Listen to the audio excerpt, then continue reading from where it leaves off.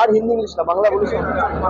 আমি আবার বলছি, হেলিকপ্টারে সার্চ নিয়ে সিজার নিয়ে কোনো অসুবিধা নেই, সেটা নির্বাচন কমিশন করতে পারে। আমার আপত্তি হচ্ছে যখন আপনি কিছু পাননি তখন আপনি বলছেন যে আমি হেলিকপ্টারের ট্রায়াল রানের অনুমতি দেবো যতক্ষণ না আমার উপর থেকে ক্লিয়ারেন্স আসবে। সে এখতিয়ার ইনকাম ট্যাক্সের নেই। তো নর্মাল প্র্যাকটিস হয়ে গেছে, বিজেপির কোনো নেতার কপ্টারে হয় না। এবং দুদিন আগে আপনারা দেখেছেন জলপাইগুড়িতে মাল যাওয়ার পথে বিজেপির এক নেতার গাড়ি থেকে প্রায় 10 লাখ টাকা উদ্ধার হয়েছে। তখন ইলেকশন কমিশনের কোনো হেলদোল নেই। এনআইএর যে এসপি আমরা এতদিন ধরে দাবি করেছি, আমরা আগামী কাল বা পরশুর মধ্যে হাইকোর্ট মুভ করছি, যেখানে যদি প্রয়োজন হয় সিসিটিভি ফুটেজ হাইকোর্টে জমা দেওয়া হবে। কিন্তু এই যে অভিযোগটা করার পর কোন রকম কোনো অ্যাকশন নেওয়া হয়নি। আর রোজ রাজ্য পুলিশ প্রশাসন একটা করে অফিসার চেঞ্জ হয়েছে। পুরো মেদিনীপুর আপনি ডিএম চেঞ্জ করে দিয়েছেন, রাজ্য পুলিশের ডিজি চেঞ্জ করে দিয়েছেন, রোজ কোনো না কোনো অফিসার চেঞ্জ, কার কোনো প্রমাণ নেই, খালি বিজেপির অভিযোগের ভিত্তিতে। এটা দুর্ভাগ্যজনক। এই যে একতরফা ইলেকশন কমিশন ভারতীয় জনতা পার্টির তল্পিবাহক হিসেবে কাজ করছে, এটা অত্যন্ত দুর্ভাগ্যজনক। কিন্তু তাদের যত শক্তি আছে তারা প্রয়োগ করুক। যা পরিণতি 2021 হয়েছিল তার থেকেও খারাপ পরিণতি হবে। আমি আবার আজকের বৈঠক খুব ভালো হয়েছে এবং দুটো যে লোকসভা আসন আমরা কাঁথি থেকে কাউকে ডাকিনি, কেননা মূলত আজকে তমলুকের যে নবগঠিত নির্বাচন কমিটি হয়েছে এবং এই জেলার সাংগঠনিক কমিটিকে নিয়ে বৈঠক ছিল।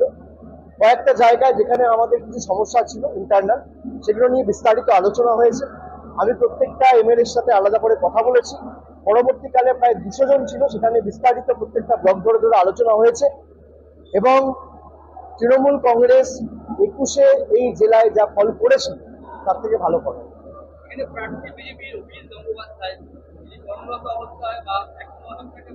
যত কম কথা বলা যায় ওনাকে নিয়ে তত ভালো। উনি বিচার ব্যবস্থাকে এক্সপোজ করে দিয়ে গেছেন। আমরা যে অভিযোগগুলো করতাম অভিজিৎ বাবু সেটা সঠিক প্রমাণ করে দিয়েছে। আমরা থ্যাংক ইউ বলতে পারি। কলকাতা হাইকোর্টের পক্ষপাতদুষ্ট আচরণ নিয়ে যে অভিযোগগুলো আমরা তুলতাম উনি সেটা সঠিক প্রমাণ করে দিয়েছেন। উনি এই যে সিবিআইকে নির্দেশ দিয়েছিল যে অভিষেক বন্দ্যোপাধ্যায়কে তালিকায় যুক্ত করো, উনি নিজে অ্যাকসেপ্ট করেছে যে I approach BJP and BJP approach, মানে বিচারপতির দায়িত্বে থাকাকালীন আমি বিজেপিকে অ্যাপ্রোচ করেছিলাম এবং বিজেপি আমাকে অ্যাপ্রোচ করেছিল, সেই জন্য আমাকে ডেকে পাঠানোর নির্দেশ দিয়েছিলেন।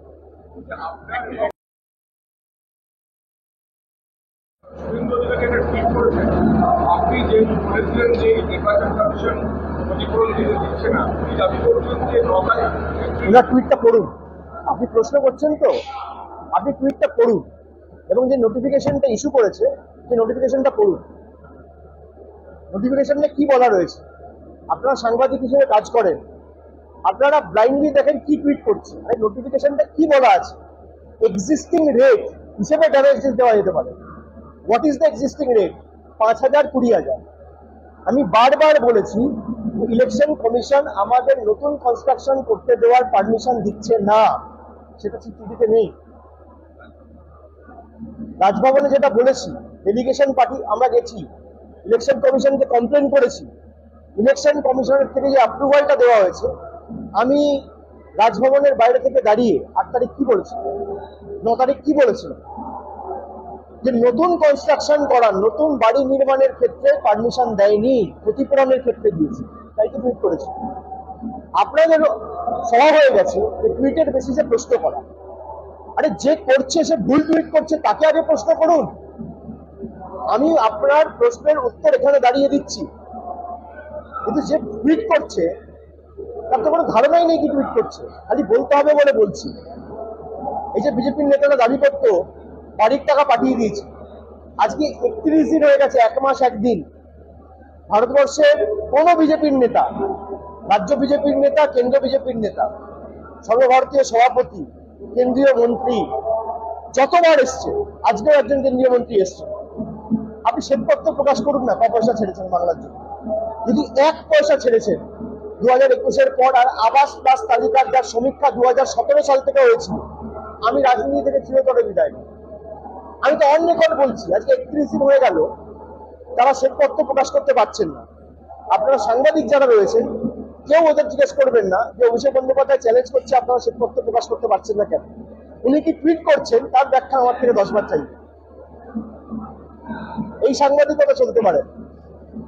কি টুইট করেছে আগে দেখুন। ইলেকশন কমিশনের যে নোটিফিকেশনটা উনি অ্যাটাচ করেছে তাতে লেখা রয়েছে the compensation as per existing rate. Existing rate কি? যদি আংশিকভাবে ক্ষতিগ্রস্ত যারা রয়েছে সেক্ষেত্রে ক্ষতিপূরণ 5,000, আর সম্পূর্ণভাবে ক্ষতিগ্রস্ত যারা সেক্ষেত্রে ক্ষতিপূরণ 20,000। তো নতুন বাড়ির ক্ষেত্রে তো আমি 1,20,000 টাকা দিতে চাই, সেখানে 5,000 আর 20,000 কি হবে?